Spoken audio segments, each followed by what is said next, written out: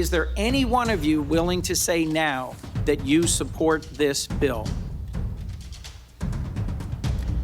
Mr. Chairman, let the record reflect a yawning silence from the leaders of the social media platforms. You have blood on your hands. You have a product.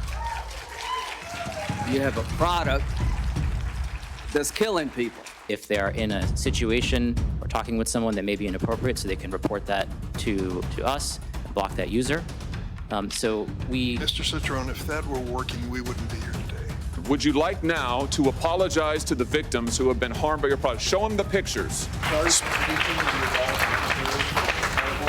actually go through the things that your families have suffered. What an incredible week. It ended well, though, for Mark Zuckerberg on a pure monetary term. His stock, popped 20% on Friday. His wealth went up about $18 billion. That's either there or there. His total net worth now about $167 billion. Buffo earnings and revenues for that company. Not everyone applauding that. Morgan Wright, the cybersecurity expert, the SentinelOne chief security advisor, former State Department senior advisor. Morgan, what was prompting the pile-on was that a lot of people feel they're not doing enough to get kids and innocent users out of harm's way. What do? Are they going to do anything? You know, Neil, before I came on air, I pulled up the latest stats from CDC. Between 2010 and 2021, the suicide rate for one of our most vulnerable age groups, age 10 to 14, more than doubled, increased 120%. Homicide doubled, but suicide is far outstripping the cause. And what happened in 2010?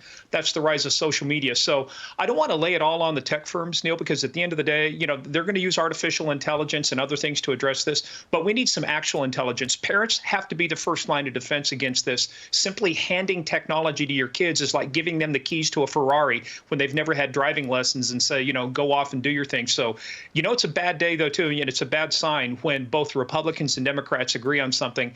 And they're not trading punches. They're punching the witnesses. Now, they're itching to do something, both parties. To your point, Morgan, what would it be? There's a responsible use of legislation to say you've got to do certain things. But I'll tell you, Neil, it's hard to kind of legislate good parenting. And to me, this is part and parcel, right? This is the foundation of some of this.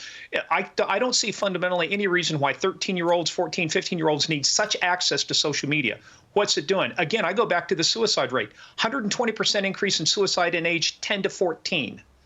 So there is, I don't want to confuse causation and correlation, but there is a direct link. When you watch it go up, the rise of social media goes along with the rise in suicide for these folks. So it's got to be back on the parents. But I'll tell you, from a technology standpoint, they can do more. They ought to do more. They've got the tools. They've got the technology. For goodness sakes, if they can find somebody I met 9 years ago and traded one email with and say, hey, do you want to link with them on Facebook? Certainly we can keep sexual predators and other people from engaging in grooming behaviors, start finding those things, and start reporting this stuff to law enforcement. Real quickly, I look at the stock prices. It's as if the market doesn't expect that will ever happen.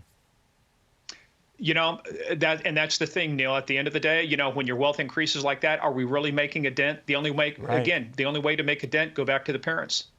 There's a concept. Morgan, thank you very much. Always good talking to you. You bet, Neil. Morgan Wright, the cybersecurity expert, and then I'm Steve Doocy. I'm Brian Kilmeade. And I'm Ainsley Earhart. And click here to subscribe to the Fox News YouTube page to catch our hottest interviews and most compelling analysis.